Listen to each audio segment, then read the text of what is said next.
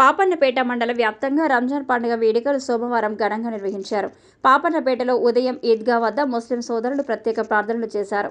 ఈ సందర్భంగా ముస్లిం సోదరులు మాట్లాడారు. పవిత్ర రంజాన్ మాసంలో ఉపవాసాలు ఉన్నామని, చెడుకు దూరంగా ఉంటూ అల్లాహుకు ప్రార్థన చేస్తామన్నారు. జీవితంలో ఒడిదుడుకులను ఎదుర్కొనేలా ఈ రంజాన్ మాసం ఉపయోగపడుతుందని వారు తెలిపారు. వక్ఫ్ బోర్డు ఆస్తులని పరిరక్షించాలని అన్నారు. నల్ల బ్యాడ్జీలు ధరించి నిరసన తెలిపారు. దేశంలో ముస్లిం సోదరులు కూడా ఒక భాగమని, రాజకీయ పార్టీలు ఈ విషయంలో తమకు మద్దతు తెలపాలని కోరారు. ఈ సందర్భంగా మత గురువు జాఫర్, పాపన్నపేట మాజీ కోఆప్షన్ గౌస్, హఫీజ్, నిజాం, ఖుర్షిద్, మన్సూర్, షఫియుద్దీన్, సమీర్, సద్దాం, హుసేన్, చోటు, హైమద్, తాజ్, సాబేర్ తదితరులు పాల్గొన్నారు. అందరికీ ఈద్ ముబారక్. ఈ పండగ సందర్భంగా ముస్లిం సమాజం నుండి హిందూ బంధువులందరికీ కూడా మరోసారి ఈద్ ముబారక్ తెలియజేస్తూ, ఈ ఈద్లో ఉండేటటువంటి ముఖ్య అంశాలు ఏంటి అంటే, ఈ నెల మొత్తం మేము ఉపవాసాలతో అల్లా స్మరణ చేసుకుంటూ, రాత్రిలో ప్రత్యేకంగా తరావీ నమాజ్ చేసుకుంటూ, ప్రొద్దున ఫజర్ నుండి కంప్లీట్గా 5 పూటలు నమాజ్ చేసి మొత్తం జీవితంలో ఉండేటటువంటి ప్రతి ఒడిదుడుకులను ఈ రంజాన్లో మా అల్లా ద్వారా ప్రార్థన చేసి వాటన్నిటిని దూరం చేయాలని కోరుకుంటాం.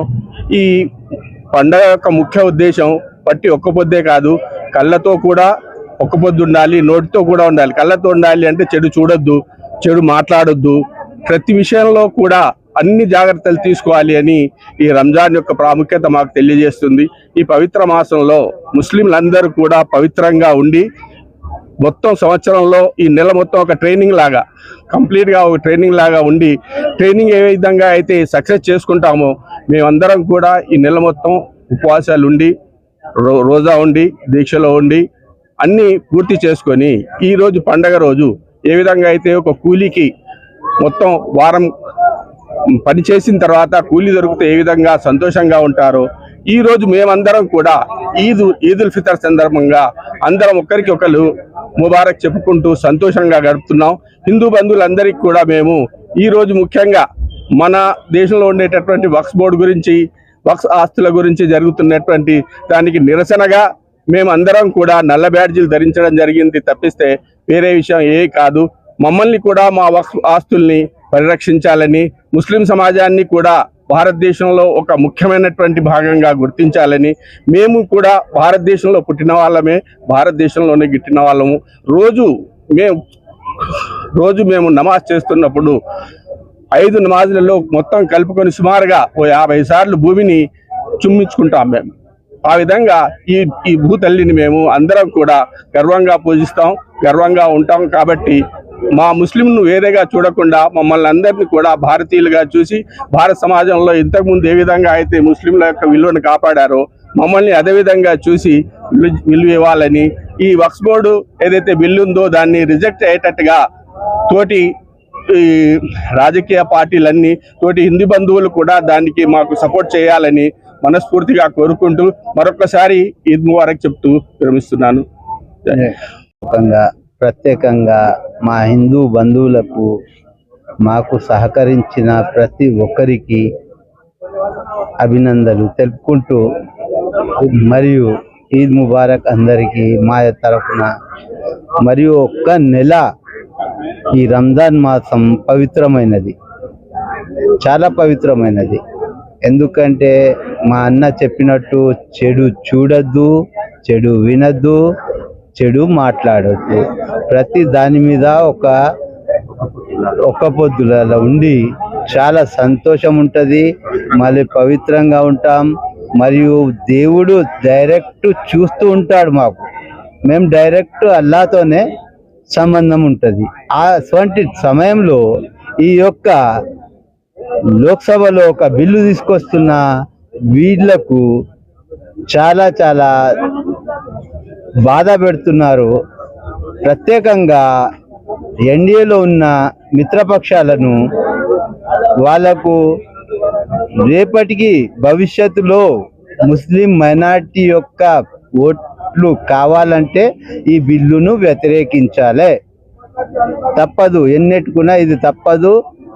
ఈ మోదీ సర్కారు చెప్పినట్టుగా ఒకవేళ 400కు పైగా సీట్లు వస్తే ఆయన రాత్రి బిల్లు పాస్ చేసుకుంటుండే. కానీ మేము ఏం తప్పు చేస్తున్నాము? ఏం తప్పు చేయట్లేదు కదా. ఏదైనా ఉంటే మాకు చెప్పొచ్చు కదా.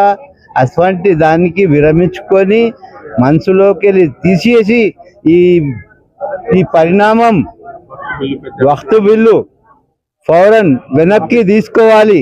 తీసుకున్న తర్వాత మీకు చాలా చాలా అభినందనలు తెలుపుతాము. కానీ కావాలని ఏదో ఒకటి మీకు రాజకీయం పబ్బం కట్టుకోవడానికే ఇవి అన్ని తీసుకునుడు. మనకు ఏది ముంగట లేకపోతే ఏదైనా ఒకటి తీయాలా. ఇండియా లోపల చల్లగున్నాం అందరము, ప్రతి ఒక్కరము, హిందువులు, ముస్లింలు, సిక్కులు, ఈసాలు, ఎస్సీలు అందరు బాగున్నాం. కానీ వీళ్ళు ఎందుకు ఇది పెట్టుకొని మాకు ఇబ్బంది పెడుతున్నారు? ప్రతి ఒక్కళ్ళ మనసు లోపల మీరు ఎందుకు ఇది అవుతున్నారు? అట్లా చేయకుండా ప్రతి వారికి శిక్ష అన్నిట్లా స్వభాగం తీసుకొని ఇవి చేయండి. లేని పని భాగాలలో అవి కాని పనికి మీరు ఎందుకు దీనికి ఆలోచన పెట్టి ఈ ప్రత్యేక బిల్లు తీసుకొస్తున్నారో మాకేం అర్థం కావట్లేదు. కానీ మాకు నమ్మకం ఉన్నది చంద్రబాబు నాయుడు మీద, మరియు నితీష్ కుమార్ మీద, చిరాగ్ పాస్వాన్ మీద. వీళ్ళు మాత్రము ముస్లింస్ ఓట్లతోనే ముందుకొచ్చారు. రేపటికి భవిష్యత్తులో కూడా వీళ్ళకు లైఫ్ ఉంది. కాబట్టి దీనికి వ్యతిరేకించి ఈ బిల్లును ఆపేయాలని చెప్పేసి మేము హృదయపూర్వకంగా మీకు అభినందిస్తున్నాము. ఇంకా ప్రత్యేకంగా మోదీ గారికి, అమిత్ షా గారికి మా యొక్క ధన్యవాదాలు. మా మీద ఎలాంటి అవచకాలు చేయకుండా ప్రతి ఒక్కరికి పక్షవాతం లోపల పెట్టుకోకుండా అందరికీ ఒకేలా చూడాలని మా యొక్క మనవి. అందరికీ ధన్యవాదాలు. జై హింద్.